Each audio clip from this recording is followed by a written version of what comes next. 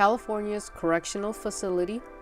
This project was created by Caden Puglisi, Dalia Labruto, and Cindy Wibisono.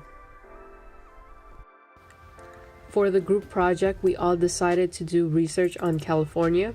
During the research, we found that according to the California crime statistics from openjustice.gov, the key crime issues in this state would be property crime and violent crimes, mainly aggravated assault. Aggravated assault is basically an attempt to cause serious bodily injury to another purposefully, knowingly, or recklessly. Typically, the assault would include the use of a weapon. The main type of crime being committed most in California would be property crime. From the year 2008 to 2017, there was an average of 1 million reports of property crime being committed every single year. Data also shows that every year there was an average of 600,000 reports of larceny. In this slide, you can see the chart, and if you look at the crime section, it shows that the main crime being committed in California would be property crime. More specifically, larceny theft. Larceny is defined as an unlawful taking of someone else's property. In this data, there was no separation of grand larceny and petit larceny, so they had to combine both. For the next slide, we are going to talk about the demographics of the criminal offenders. In a spring 2018 population projection paper written by the California Department of Corrections and Rehabilitation, the chart does show that mostly men are placed in a correctional institution, whereas females are placed usually in parole. Using the chart on the right, you could see that they provided the number of people in the correctional facilities, and it does show the number has decreased over the years. The paper also projected that in the future, it will also continue to decrease. Using the data we gathered from our research, we all decided to create a correctional facility that is based on rehabilitation. Our correctional facilities will focus on rehabilitating those who have committed property crimes, and the name of our facility would be the California Main State Prison. For our correctional facility, California Main State Prison, our focus was mainly on rehabilitation of those who have committed property crimes. In the next few slides, the information given will be on prison statistics, security levels, and privilege groups. Of the 39 million individuals living in the state of California, 239,000 are incarcerated in various facilities throughout the state. Out of all inmates, 131,000 are in state prisons, like the facility described in our presentation. Security levels for all prisons are different, which also means security levels for all inmates are going to be different. Inmates are placed in different levels of facilities based on their placement score. Each inmate is given a score once they go through reception and classification process. The scores are based on age, crime committed, if violence was used, prior incarcerations, and gang involvement. Once they receive a score, they then participate in a classification committee, who then recommends placement based on his or her level. Family location is taken into consideration, but not always guaranteed to work in their favor. All levels are shown in the chart here. Level 1 being inmates that are freer, so to speak, and Level 4 being the most secure. Groups were established as a type of incentive to promote good behavior and achieve positive goals. 4 groups were developed, each having specific criteria. Inmates that are qualified to be in these groups are given various privileges. This chart shows all of the privileges given to inmates based on their group, some being more gracious than others when it comes to their privileges. Group A gets the most reward, being able to have family visits, telephone calls, and yard access, while Groups C and D receive no family visits, only emergency telephone calls, and limited yard access. In designing the main layout of our prison complex, there is a main focus on rehabilitation and security. Our correctional facility is divided into 5 parts, as you can see. You can see that the main perimeter has a heavy-duty fencing for all levels. For levels 3 and 4, there is a combination of strong fencing and regular fencing. In the next slide, you can visually see what the difference is. On the top left picture, it is a strong fence. The fence has barbed wires on top in case of any prisoners escaping. The picture on the right is a regular fence. It is the same as the strong fence, but without the barbed wires on top. Now, back to the main layout of the prison facility. There is green rectangles spread around. They would represent guard towers. The purpose of these guard towers is to see and identify any inmates that are trying to escape and to call for backup when necessary. These guard towers are also in charge of handling the gates. You can see that in levels 3 and 4, there are more guard towers based on the security level they are in. And in levels 1 and 2, inmates poses little to no threat and would not need the extra security measures. In the next slide, you can see a more specific layout for levels 1 and 2 buildings. In this grid, you can tell that the facility is designed as a dormitory. Inmates can leave their cells and go do what they need to do or want within the facility. They have a recreation room with TVs and other privileges such as phone calls, laundry area, a yard with regular fencing, and much more. The orange rectangles are booths where officers can control the gates. There is also a part of the building that is dedicated to the correction officers where they can relax while on break. For levels 1 and 2, the security is minimum. In the level 2 building, it might have more guards in place since it is a higher security level. There is also a dedicated generator and water tank room at the bottom left in case of water shortages and blackouts. This can keep the prison facility up and running, and there is a separate area for visitation check-in. This was created to keep visitors safe when new inmates arrive. Now for the level 3 and 4 layout, it is completely different from the style of levels 1 and 2. The building is bigger and it is more designed as a normal prison. Inmates would spend most of their time in their cells unless they are given privileges. Levels 3 and 4 has a yard similar to levels 1 and 2, but the difference is that it is more guarded with guard towers, and they have both strong fence and regular fencing around the yard perimeter. Parking lots in levels 3 and 4 facilities also have fencing around them. This is placed in order to protect the staff, visitors, and officers, but it is also designed to prevent inmates from escaping easily. In this facility, there is a break room for staff and officers. This can help reduce the stress they have while working in a maximum style security prison. Now for the next slide, we are going to talk about the cell layout for each cell. For all levels, they would have either bunk beds or just one bed, toilet and sink along with tables and chairs. They would also have a locker or shelves to put their personal items in. The difference is that in a level 3 and 4 cell, the cell is slightly bigger, but it does have a shower built in since they are unable to move freely in the facility. Whereas in levels 1 and 2,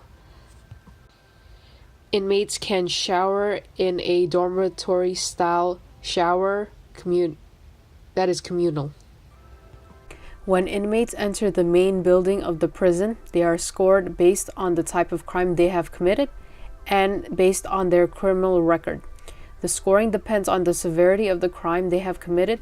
Medical and psychological backgrounds are also considered when placing them in a specific security level.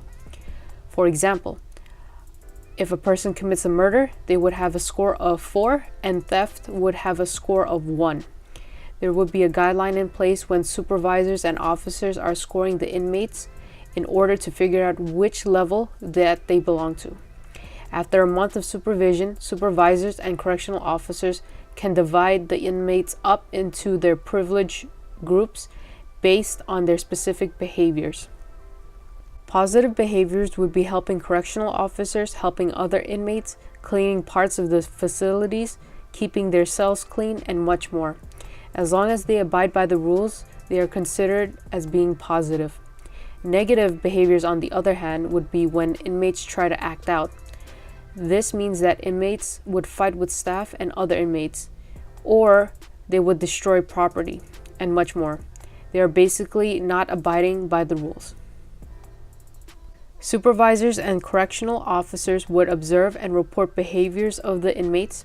Inmates are allowed to be transferred to any other levels or be placed in a different privilege group, but it depends on their behavior and motivation to change their criminal behavior. For an inmate to go from level 3 to level 2, supervisors and correctional officers should discuss in a meeting whether or not a person is qualified to be moved. The meeting should discuss the type of behavior an inmate has and the progress he has made. If the criteria is met, then they are allowed to be transferred. For an inmate to go from level 2 to level 3, it is the same concept, except there is a focus on negative behaviors and whether or not the inmate poses as a threat to other inmates or to other officers. Although there are substantial differences, people will sometimes confuse parole and probation because of the similarities.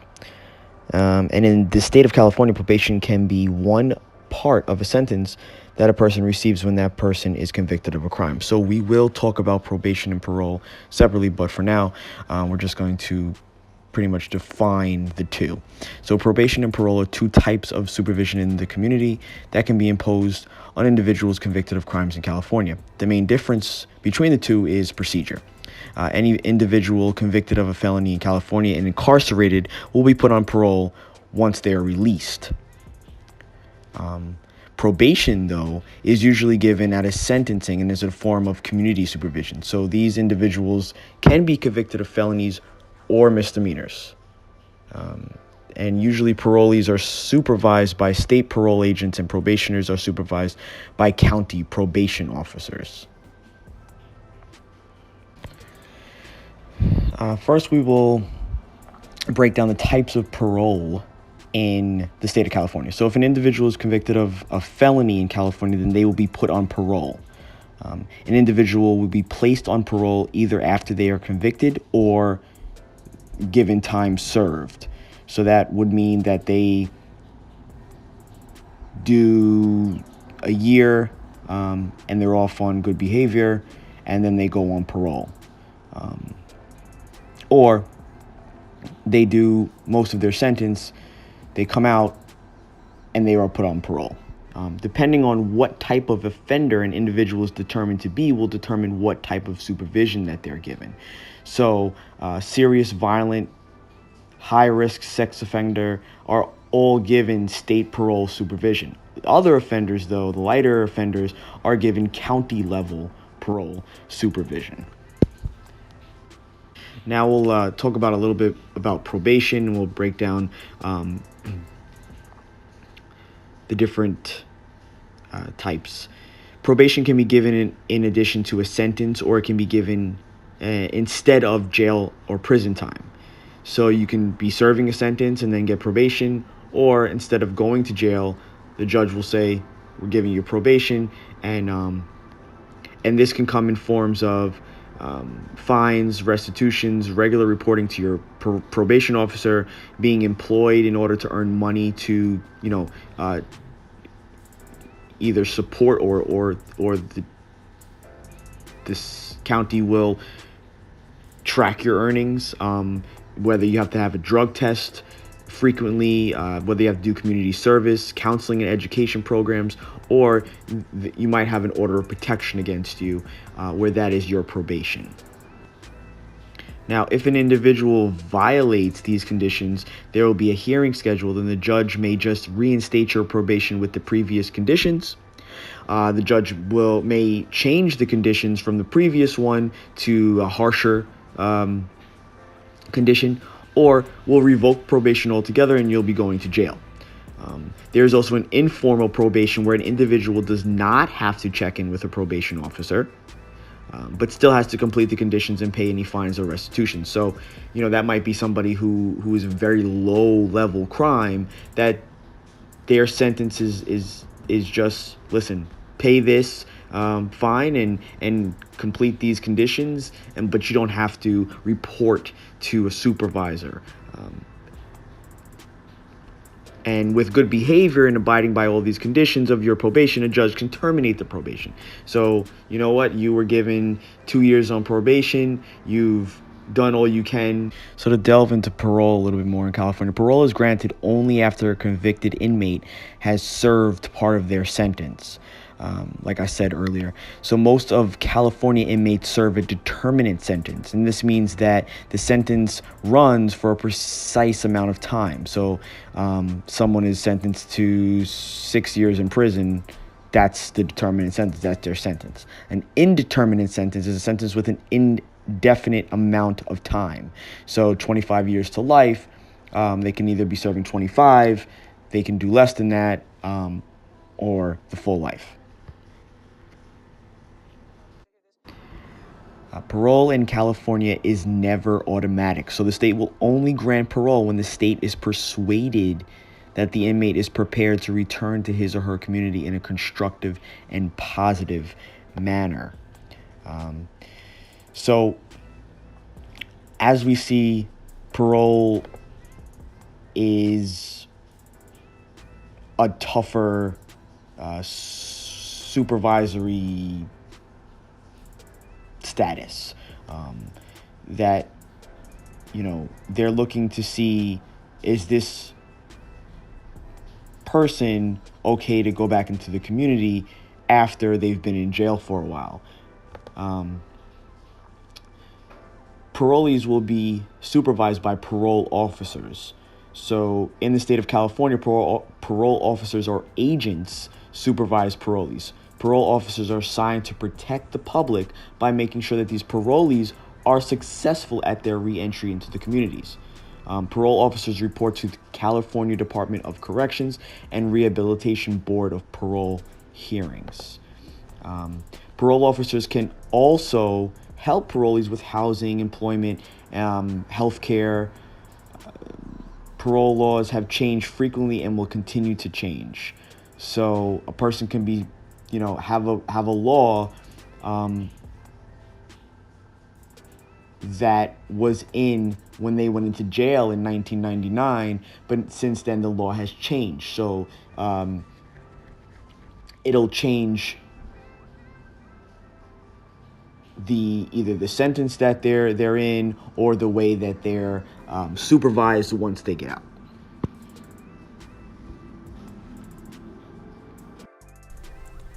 The prison is designed with security in mind. You can see that from the prison layouts from levels 1 and 2 is completely different from levels 3 and 4. The difference is that levels 1 and 2 inmates are allowed the freedom and privileges of doing whatever they wish within the facility. Levels 3 and 4 inmates have less freedom and privileges due to the scores they receive when they first entered the facility to certain levels, and they would also have the opportunity to gain privileges depending on their behavior. For example, inmate A is in the level 3 building and he is in group B when it comes to privileges. If inmate A behaves and shows to officers that he is not considered a threat, he can be placed in the group A to gain more privileges, or he can be moved to a level 2 building, but that would require supervisors to determine if they are authorized to do so by looking at their case and their behavior while in prison. If the person behaves and is motivated to work and change their habits, they have a higher chance and opportunity to move down a level. But it goes the other way as well. If inmate A is fighting with the correctional officers and inmates constantly, he can be transferred to the level 4 building because of his behavior.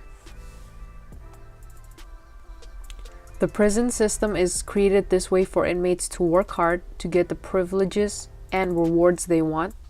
Changing the behavior into something positive is the main purpose of this correctional facility. After being released from prison, parole officers should see the progress they made while in prison and to motivate parolees to continue in maintaining their positive behavior. This positive change in behavior can increase the chance of deterring parolees from committing any criminal behavior by showing parolees that hard work and staying out of trouble is worth doing. This is a facility that uses a combination of imprisonment and probation/parole in order to rehabilitate inmates by changing their perspective on their own behaviors.